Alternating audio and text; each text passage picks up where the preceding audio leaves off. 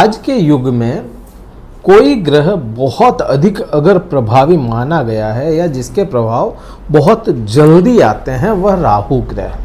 अब कोई भी ग्रह जब बदलाव कर जाता है, जैसे राशि परिवर्तन कर गया या मैं कहूँ छोटा भी कोई नक्षत्र परिवर्तन कर गया, तो उसके प्रभाव कब आते हैं? जब उस ग्रह में बल होगा। ठीक उसी प्रकार से आने वाले समय में राहु ग्रह बलवान हो रहे हैं, बृहस्पति ग्रह बलवान हो चुके। अब इन दोनों ही ग्रहों का बलवान अवस्था में चले जाना आप पे क्या प्रभाव लाएगा, ये समझना पड़ेगा और उसके मुताबिक अपने को उन्हीं ग्रहों के मुताबिक रहना भी पड़ेगा। नमस्कार मित्रों, मैं भानु प्रकाश शर्मा, एस्ट्रो भानु शर्मा चैनल में आपका हार्दिक अभिनंदन करता हूं। वृषभ राशि के लिए क्या प्रभाव होंगे जब राहु जैसा ग्रह, ये चालबाज ग्रह या कहें कि जिसको बहुत अच्छा नहीं माना गया है, ये ग्रह प्रभावशाली हो जाएगा। राहु के लिए कहा जाता क्या है कि राहु बहुत क्रूर ग्रह है या राहु चालबाज है, भ्रमित करता है। हाँ बिल्कुल ठीक है, बातें तो बिल्कुल सही है, लेकिन आज का युग क्या है वो भी तो देखें। समय बदला, ग्रहों ने अपने प्रभाव बदले, इंसान बदला, ग्रहों ने अपने प्रभाव बदले। जहां बृहस्पति त्याग का ग्रह है, जहां बृहस्पति विस्तार का ग्रह है, आज के समय में वह त्याग नहीं चाहिए। आज क्योंकि ये कलयुग है तो इसमें कलयुग का राजा ग्रह राहु ही चाहिए। हर किसी इंसान को देखोगे कि वह बृहस्पति से ज़्यादा बहुत ज़्यादा कनेक्ट नहीं हो पाता। क्यों? क्योंकि युग ही ऐसा ही है। शुक्र से बहुत जल्दी कनेक्ट होते हैं। हर किसी को ऐश्वर्य चाहिए तो वो क्या है? शुक्र ही तो है। तो उसी के मुताबिक ग्रह भी अपने प्रभाव बदल देते हैं। अब मैं ये नहीं कह रहा कि बृहस्पति बहुत बुरा ग्रह है। बृहस्पति बहुत अच्छा ग्रह है, सौम्य ग्रह है। यह बहुत अच्छे प्रभाव देता है, विस्तार देता है, प्रेम देता है, आपके जीवन में ज्ञान देता है, आपके भाग्य को भी कहीं ना कहीं, चाहे कुछ भी है, लेकिन बृहस्पति है तो भाग्य का दाता ग्रह। प्रभाव तो इन सभी ग्रहों के होते हैं। बात यहाँ पे अब शुरुआत करते हैं, क्योंकि राहु ग्रह जो है वह अटैचमेंट का कारक ग्रह है। राहु कभी डिटैच नहीं करता, राहु सेपरेट नहीं करता। राहु आपको कहीं ना कहीं जहां भी बैठेगा, जैसे यहाँ 10th हाउस में बैठा आपके लिए, तो कैसे भी करके ये करियर को लेकर के आपको अटैच करेगा, करियर को लेकर के आपको वहां पे है ना आपका मन लगाएगा, या कहें कि भाई आपके दिमाग में करियर का पूरा यहाँ पे करेगा। ये करियर को बिल्कुल करना चाहिए इसको, क्योंकि ये बैठा भी यहीं पे है। अब राहु के लिए फेवरेबल जगहों में अगर बात की जाए ना, तो 3रा भाव, 6ठा भाव, 10वां भाव, 11वां भाव, 4th भाव भी किन्हीं केसेस में अच्छे ही हैं। 10वें भाव में बैठा हुआ राहु करियर को लेकर के हमेशा अच्छे प्रभाव देता है। अब यही 13-14 जुलाई के बाद में बलवान अवस्था को प्राप्त हो जाएंगे, क्योंकि अभी के आज की कंडीशन देखोगे तो 27 डिग्री और कुछ कलाओं पे है ये। 13, 14, 15 तारीख के आसपास, इस जुलाई महीने में ही, मैं तारीख पे ना जा करके मैं कहूँ जुलाई महीने में ही 26 डिग्री और कुछ कलाओं पे ये होंगे। और जैसे जैसे इसकी कलाएं कम होती चली जाएगी, क्योंकि ये वक्र अवस्था में चलता है, 0 से 30 जाता है, 30 से 29 जाता है, तो उल्टा चलता है ना। 27 आज है, आने वाले समय में 26 होगा, तो 26 के बाद में इसके प्रभाव बढ़ते चले जाएंगे और यह करियर कॉन्शियस हो जाएगा आपका राहु, और करियर में ग्रोथ देगा। अब राहु जैसा ग्रह जब करियर में ग्रोथ दे रहा है, और कोई भी ग्रह हो ना, बेसिक नेचर कभी नहीं छोड़ेगा, कभी अपना बेसिक नेचर नहीं छोड़ता। जैसे शनि का बेसिक नेचर क्या है? होल्ड पे डालना, फिर रिजल्ट देना। शनि रोकेगा, रिव्यू करेगा, फिर उसको रिव्यू को पास करेगा, फिर रिजल्ट देगा। जैसे शनिदेव अभी के समय में आप देखोगे तो आज की तारीख में शनिदेव कहाँ पे? लाभ भाव में बैठे हैं, बलवान हो गए। लेकिन अभी की स्थिति क्या है? 13 जुलाई के बाद में यह वक्र अवस्था में चले जाएंगे। उसका मैंने पूरा वीडियो बनाया, वो देखेंगे, बहुत क्लियर समझ में आएगा। बट यहाँ पे अब मैं बृहस्पति की बात करूं, क्योंकि दृष्टियां मिल रही है ना आपस में, नव पंचम दृष्टि मिल रही है राहु की, जहां पे गुरु पे राहु की दृष्टि 5वीं और गुरु की 9वीं दृष्टि आपस में मिल रही है, इनकी मैच कर रही है दृष्टियां, तो बहुत जरूरी हो जाता है बृहस्पति का भी यहाँ पे अपने को देखना। अब क्योंकि आपको यह करियर को लेकर के चीजें कर रहा है, करियर को लेकर के काम राहु कर रहा है, अब इसकी 5वीं दृष्टि और यहाँ पे खुद गुरुदेव बृहस्पति बैठे हैं। अब गुरुदेव बृहस्पति को आप देखोगे तो वृषभ राशि जो शुक्र की राशि कहलाई, शुक्र की राशि के लिए बृहस्पति अष्टम भाव के स्वामी हैं, मित्र ग्रह नहीं है, और बृहस्पति दूसरे भाव में बैठे हैं, अपनी ही राशि के विपरीत बैठे हैं, और यहाँ पे आपको ज्ञान देंगे ही देंगे। आपकी वाणी में ज्ञान आएगा, श्योर है, यहाँ पे ये चीजें तो आनी ही है। अब क्योंकि यही बृहस्पति राहु को देख रहे हैं तो प्लस पॉइंट क्या मिल जाता है, जो जुझारू ग्रह है, जो अटैचमेंट का कारक है, जो चालबाज है, हर तरह का यह कार्य करने वाला ग्रह है, जिसमें हर ग्रह के कोई ना कोई एट्रीब्यूट्स हैं, राहु में वो जब करियर हाउस में बैठा है, कर्म स्थान में बैठा है, अब उसमें कहीं ना कहीं यह बृहस्पति ज्ञान दे देंगे।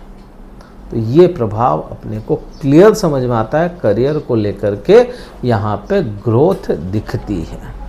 फिर यहाँ पे देखें कि भाई बृहस्पति का इस पे क्या प्रभाव, राहु का इस पे क्या प्रभाव होगा।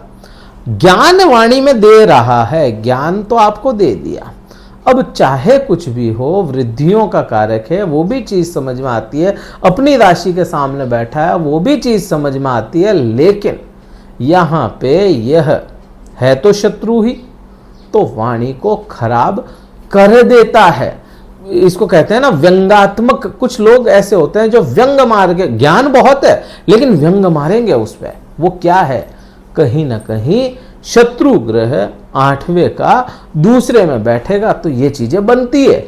लेकिन राहु जैसा ग्रह देखेगा वहां पे, अपने प्रभाव वहां पे भी डालेगा, तो यहाँ पे बिल्कुल सिंपल सा समझ में आता है। राहु क्या है, डिप्लोमेटिक ग्रह, डिप्लोमेसी राहु से बढ़िया किसी ग्रह को नहीं आती है, राहु को सबसे अच्छी डिप्लोमेसी आती है।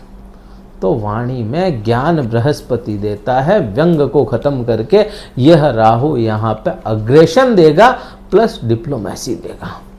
किसके साथ में कैसी बात करनी है, किस समय में कैसी बात करनी है, और अपनी वाणी से क्या क्या लाभ खींचे जा सकते हैं, यह राहु आप पे प्रभाव डालेगा। ये प्रभाव आएंगे राहु के। अब आपको अपनी वाणी पे थोड़ा काम भी करना पड़ेगा, अपनी वाणी को थोड़ा, क्योंकि ग्रह तो ठीक है अपने को समझ में आ रहा है, ये सपोर्टिव है, ग्रह तो सपोर्ट कर रहे हैं, लेकिन खुद को भी तो कुछ करना पड़ेगा ना। बैठा रहने से काम होता नहीं है। अब मैंने कहा कि भाई राहु आपकी वाणी पे असर लाएगा, अब आप अपने एफर्ट नहीं लगाओगे तो वहां पे वाणी के असर क्या होंगे, वो मन में चलती रहेगी वाणी, आपको वाणी तो निकालनी तो बाहर ही पड़ेगी ना, तब असर आएंगे इसके। अब इसी राहु के पॉइंट ऑफ व्यू से आगे बढ़ते हुए चलते हैं। राहु की जो 7वीं दृष्टि है वहां पे तो केतु विराजमान है, केतु भी बलवान होंगे। राहु जैसे राहु के 26 डिग्री और कुछ कलाओं पे जाएगा राहु, तो कहीं ना कहीं केतु उसके 180 डिग्री ठीक सामने बैठे हैं, तो वो भी 26 डिग्री और उन्हीं कलाओं पे रहेंगे, सेम कंडीशन रहेगी। अब जैसे राहु बलवान होकर के यहां पे प्रभाव लाएंगे, ठीक उसी समय केतु भी यहां पे प्रभाव लाएंगे। राहु जो अटैचमेंट है, करियर से अटैच कर रहे हैं, वही भौतिक सुख, घर परिवार, कुटुंब ना कहूं मैं, घर परिवार, आपका मकान, भौतिक सुख, आपके वाहन, प्रॉपर्टी, इनसे डिटैच कर देगा ना। तो यहाँ पे ये तो नहीं कह सकते कि आपको ये सब चीजें छूट जाएगी। जब करियर सही हो रहा है, धन सही हो रहा है, आपकी वाणी सही हो रही है, तो ये चीजें छूटेगी कैसे, इनका लाभ ले नहीं पाओगे आप, भौतिक सुख आपको मिल नहीं पाएंगे। वैसे अब कोई इंसान बैठा ही अपने वर्क प्लेस पे है, अपनी फैक्ट्री में है, अपने ऑफिस में है, अपनी दुकान पे है, तो वह घर का सुख कैसे ले लेगा, उसको तो कहीं ना कहीं अपने वहीं का सुख मिलेगा ना उसको, क्योंकि वो अटैच हो रहा है वहां पे। और डिटैचमेंट कहाँ आ रहा है, घर से आ रहा है, कुटुंब से ये यहाँ से भौतिक सुखों से आ रहा है। हाँ, माता के स्वास्थ्य में कमजोरी, कमी देखने को मिलेगी यहाँ पे, माता का स्वास्थ्य में थोड़ी सी आपको विशेष ध्यान देना पड़ेगा, तब जा कर के ये चीज़ें ठीक समझ में आएंगे। अब इसी राहु के पॉइंट ऑफ व्यू से देखें, क्योंकि राहु छठे भाव को भी कनेक्ट कर रहा है, और छठे भाव में राहु चाहे कनेक्ट हुआ चाहे वहाँ पे वह बैठ गया तो शत्रुओं का नाश तो होता ही है। शत्रुओं का नाश मीन्स ऐसा नहीं है कि वो ख़त्म ही हो जाए, शत्रुओं पे विजय आपकी रहती है या आपकी पकड़ सही रहती है। अब क्योंकि छठा भाव रोग ऋण और शत्रुओं का है, तो किसी भी इंसान के लिए नहीं कह सकते ना कि भाई इसको रोग नहीं होंगे। क्यों नहीं होंगे? शरीर है, शरीर में रोग आएंगे, वो तो आना ही है। रोग आएंगे, बिल्कुल आ सकते हैं, उसमें कोई वो दो राय नहीं है, लेकिन रोग को ठीक करने की क्षमताएं हैं, या रोग पे जो आपकी पकड़ है, ऋण पे जो आपकी पकड़ है, लोन्स वगैरह पे, या शत्रुओं पे जो आपकी पकड़ है, वह आपके राहु मजबूत रखेगा और उसके बुरे परिणाम अपने को देखने को नहीं मिलेंगे। नहीं आएंगे ये नहीं कह सकते। क्यों? क्योंकि बृहस्पति का भी तो यहाँ पे एस्पेक्ट है, बृहस्पति खुद भी देख रहे हैं, तो ये चीज़ें अपने लिए यहाँ पे बन जाती है। अब राहु इस बार थोड़े से अच्छी कंडीशन में। अच्छी कंडीशन क्यों? क्योंकि कहीं ना कहीं आप ओल्ड क्लासिक्स उठा करके देखेंगे तो कुछ ओल्ड क्लासिक्स में राहु की खुद की राशि को कुंभ राशि माना गया है। अब इसको भी मैं ना कह करके कहूँ कि भाई राहु के पास में 3 नक्षत्र हैं, राहु के पास में 3 नक्षत्र है। आर्द्रा नक्षत्र पहला होता है, स्वाति दूसरा होता है राहु का, और तीसरा होता है वह शतभिषा नक्षत्र होता है। और तीनों ही नक्षत्र, शतभिषा कुंभ में है, आर्द्रा मिथुन में है, और स्वाति तुला राशि में है। तो अपने नक्षत्रों वाली राशियों को यह इफेक्ट लेकर के आ रहे हैं, इसलिए इसके प्रभाव थोड़े से आपके लिए अच्छे देखने को मिलेंगे। ये प्रभाव अपने को समझ में आता है। तो ये चीज़ें हो गई क्लियर। बृहस्पति का क्योंकि शत्रु है तो उसके कुछ दान किए जाएं आपके द्वारा बृहस्पति के, तो आपको इफेक्ट थोड़े से ठीक मिलेंगे। बृहस्पति आपके यहाँ पे इफेक्ट बुरे नहीं आने देगा, यहाँ पे इफेक्ट बुरे नहीं आएंगे। अब यहाँ पे केतु का भी तो भाव है ना ये, और ये भाव क्या है? दुख दर्द पीड़ाएं हैं, गहरी सोच है, डिप्रेशन है, एंजाइटी है, नींद की कमी है, ये प्रभाव नहीं आएंगे अगर बृहस्पति से रिलेटेड दान करते हो। बृहस्पति से रिलेटेड दान क्या हो गया? चने की दाल हो गई, बेसन हो गया, जो चने का आटा होता है, सत्तू जिसको कहा जा सकता है, वो हो गया। तो इनके दान करने से चीज़ें सही होती है। और भगवान श्री हरि नारायण विष्णु भगवान के मंदिर में शंख का समर्पण करना, शंख भेंट करना या अर्पित करना भी आपके लिए बहुत ज़्यादा बेटर रिजल्ट लेकर के आएगा। ये प्रभाव मैंने बताए। आने वाले समय में बृहस्पति और उनके क्या प्रभाव होंगे वो भी वीडियो लाएंगे, केतु के लाएंगे। कुल मिलाकर के फ्रीक्वेंटली आपको कोई ना कोई वीडियोस मिलते रहेंगे।